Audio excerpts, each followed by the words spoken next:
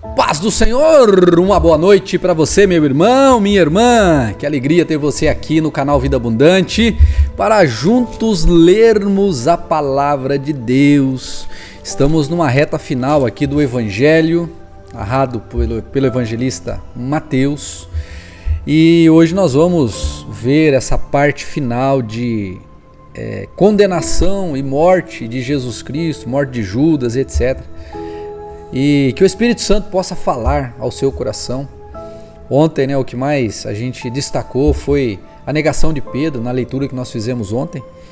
E hoje, na minha opinião, todos os itens aqui, os textos são importantes, sabe? E vai ser maravilhoso. Que Deus te abençoe. Vamos juntos ler? Mateus 27 diz assim: Ao romper do dia, todos os principais sacerdotes e os anciãos do povo entraram em conselho contra Jesus para o matarem e, amarrando-o, levaram-no e o entregaram ao governador Pilatos. Então Judas, que o traiu, vendo que Jesus havia sido condenado, tocado de remorso, devolveu as 30 moedas de prata aos principais sacerdotes e aos anciãos, dizendo: Pequei, traindo sangue inocente. Eles, porém, responderam: O que nos importa? Isso é com você. Então Judas, atirando as moedas de prata para dentro do templo, retirou-se e se enforcou. E os principais sacerdotes, pegando as moedas, disseram: Não é lícito colocá-las no cofre das ofertas, porque é preço de sangue. E tendo deliberado, compraram com elas o campo do oleiro para cemitério de forasteiros. Por isso, aquele campo é chamado até o dia de hoje campo de sangue.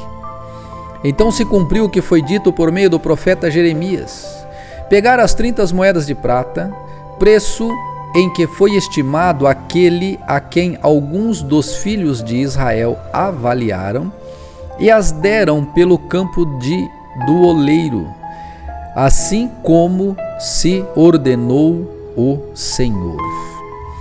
Gente, é um negócio impressionante, né? Como pode? Jeremias, ele está mais de 400 anos antes. Na verdade, ele está 500 anos antes, 586, que foi a destruição de Jerusalém. E ele já previu isso. Quer dizer, o Espírito de Deus, né? Então, em Jesus, nas últimas 24 horas de Jesus, inúmeras profecias do Antigo Testamento se cumpriram nele. Dá até medo. Meu Deus, como o Senhor é Senhor soberano de toda a história.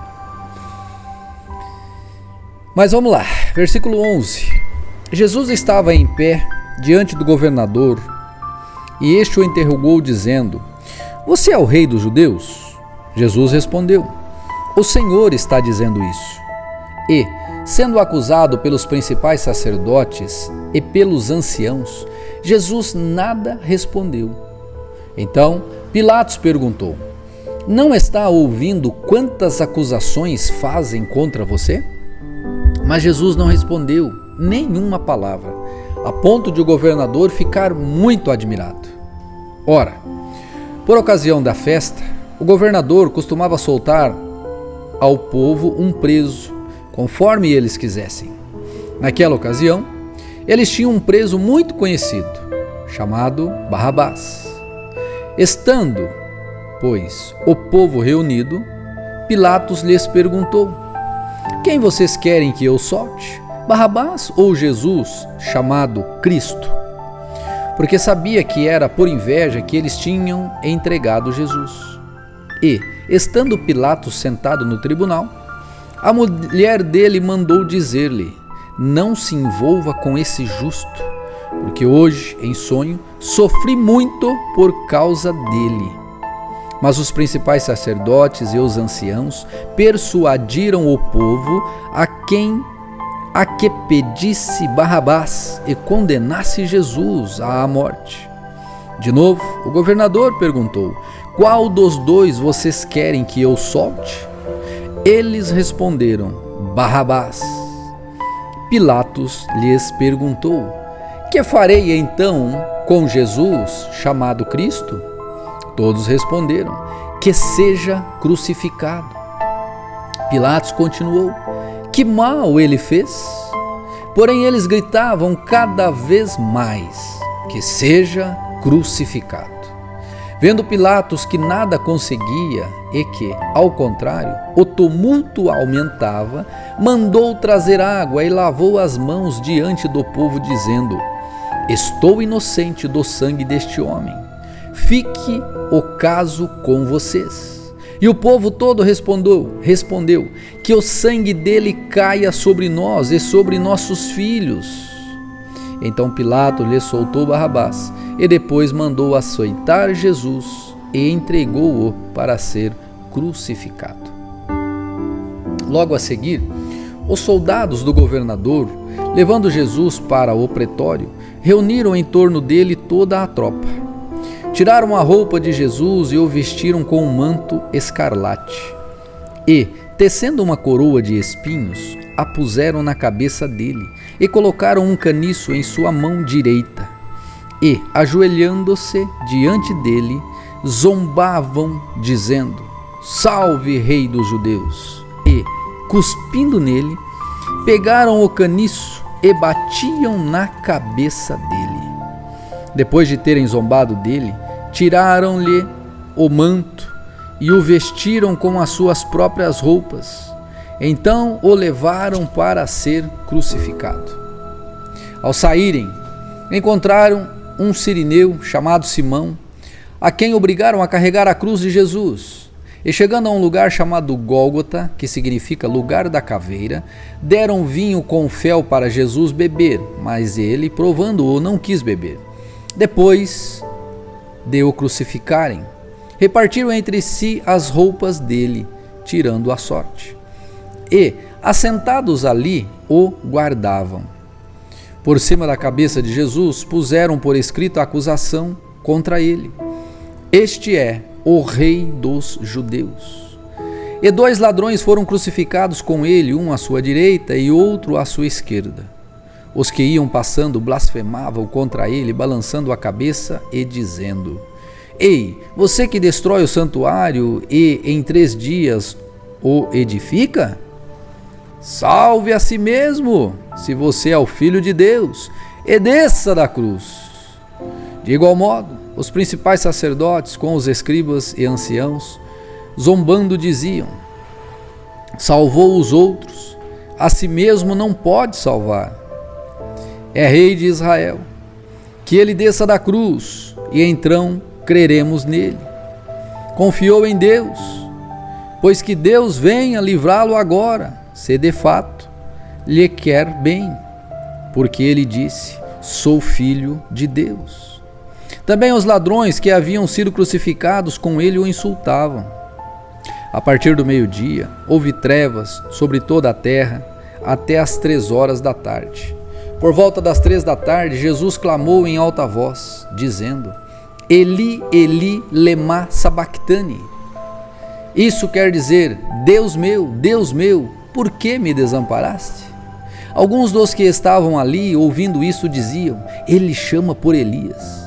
E, logo, um deles correu a buscar uma esponja e, tendo-a embebido em vinagre e colocado na ponta de um caniço, deu-lhe de beber. Os outros, porém, diziam: espere, vejamos se Elias vem salvá-lo.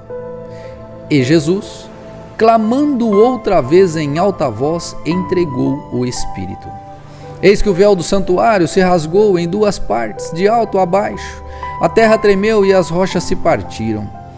Os túmulos se abriram e muitos corpos dos santos já falecidos ressuscitaram.